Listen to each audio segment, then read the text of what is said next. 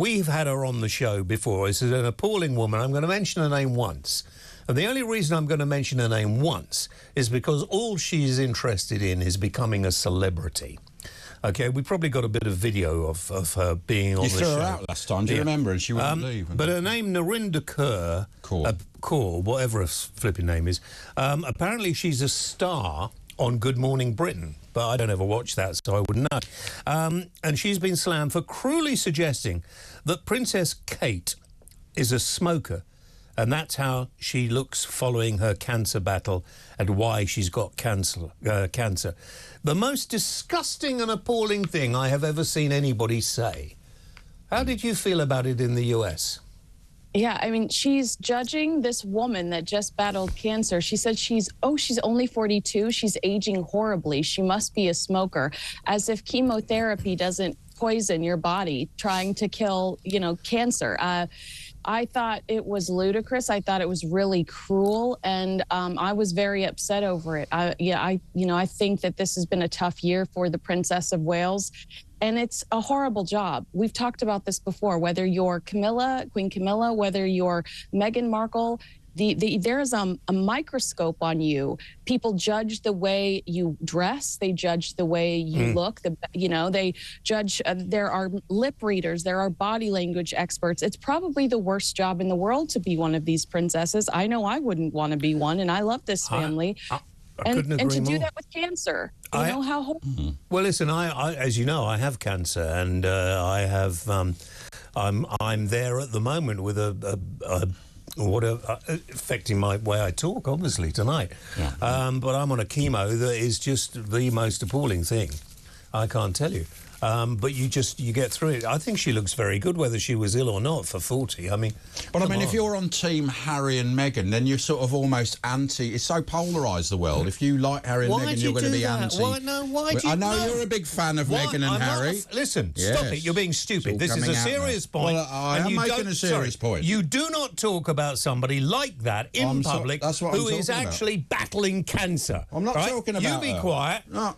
And it is this woman. But that's why she's done it. This woman is the most disgusting thing I have ever heard. I'm really appalled that she should be so sarcastic and horrible about a lady who is in probably the most high-profile job of anyone, and she's suffering. And trust me, the treatments for cancer quite often are worse than actually having. She's got 3 young children, and as well. she's God, dear radio, I'm not a religious person, but it's a very low blow just to get hits on your Twitter or whatever. Yes.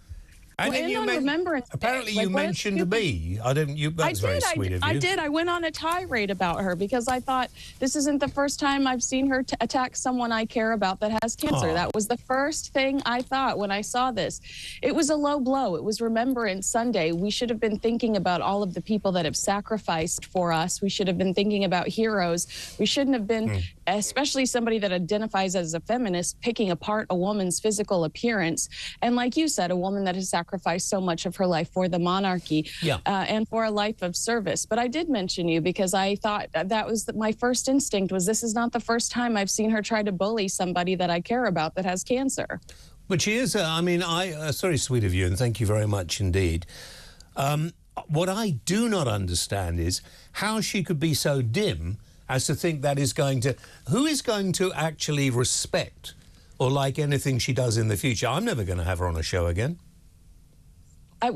Not only that, she did this fake apology. She said, well, my brother has cancer or had cancer, as if that was going to justify her judging someone with cancer. Makes it worse.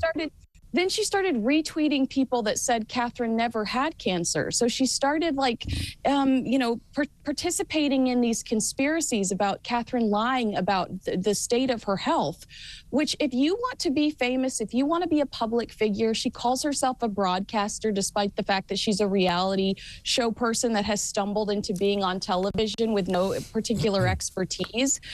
You have to be careful because that is a lot of we're giving you a huge responsibility when we put you on television. So for you to go and participate in some of these nasty conspiracy theories, you're jeopardizing your career. It's not just about being ugly and mean-spirited, but when you pursue misinformation, you jeopardize your career. I don't know what she was thinking. Maybe she was 3 martinis too deep. Do you think she regrets it now and she'll never get on mainstream TV again? Well, Actually, hang on. I don't think any TV program should ever have this stupid human being back on again. I'm not going to mention her name because that's what she wants. And she's gone viral. That's why she does it. Yeah, I mean, she does all right out of it. Do you think she regrets it? She probably doesn't, does she? I mean, you said she sort of doubled down on it already. Yeah, she did double down. I mean, and then she did this crazy, they call them YouTube apologies, where you go on the internet trying to look disheveled. You don't brush your hair, you don't wear makeup, and you try to look sincere. And she basically said, I'm sorry if you're offended. That's not an apology. I'm sorry if you're... And then she said that Catherine was privileged throughout her cancer diagnosis, that Catherine was a privileged white woman. Like, how does that have anything to do with the fact that you went after her looks on Remembrance Day? Not at all. The woman, the person, I don't like to even put a gender to her. I just think that person really doesn't deserve to be on TV, radio, in the papers again. An appalling thing to say about somebody who identifies with our country, particularly abroad. The royal family are very important. But she's from India. Her heritage is from India, isn't it? There's a lot of British heritage. A lot of them died remembered at Remembrance Sunday. She should be ashamed of herself.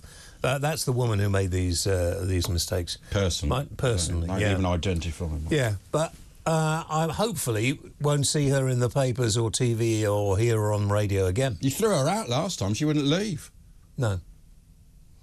Well, I was asked to be on TV with her, and I told the booker I would rather die in a fire. So that's my attitude going forward. Good. Yeah, I mean, it'd be so... She wants an argument, and she wants the argument so she can put it out on social media to go viral. And I'm so glad you really took her to task on that. And, I've got cancer, and I shouldn't really be here, but I'm quite an old guy, and I've had a great life. Very old. She is... Quite, not very. She is a young mother who is in, and her father-in-law is ill too, and I feel so sorry for William. I mean, it must be his brother, sort of. I mean, any news on that? And what's going on? Let's leave that out of it. Well, let's just forget that. No, it's not of any royal interest. Tidbits. I feel so sorry for William because he must find it real. I know what it's like. It must be really difficult. Because, sometimes you want to talk about it, sometimes you don't. I actually don't mind talking about it, which is why I do. But it's just, to say what this appalling person has said, I'm absolutely shocked. And when I first saw this, I really couldn't think of anything nice to say about this person. Well, you wouldn't, would you? You were spitting feathers, weren't you? Kinsey. I agree with you. And you think about the fact that this was days after Prince William said that it was the most brutal year of their life. Yeah. And he lost, you and I've talked about this several times before, he lost his mother. I can't imagine the fear he must have been going through this year, knowing that he never wanted his children to experience something so traumatic. So it really is just cruel to pile on this. If you don't like the royal family, then argue that you don't like the existence of the royal family, but you don't have to pick apart a cancer patient. You don't have to pick apart a cancer patient about her looks. You lose your entire argument. Kinsey, when you get... We have to go into tomorrow morning. Yeah, man. You have a good weekend. Thank you very much indeed.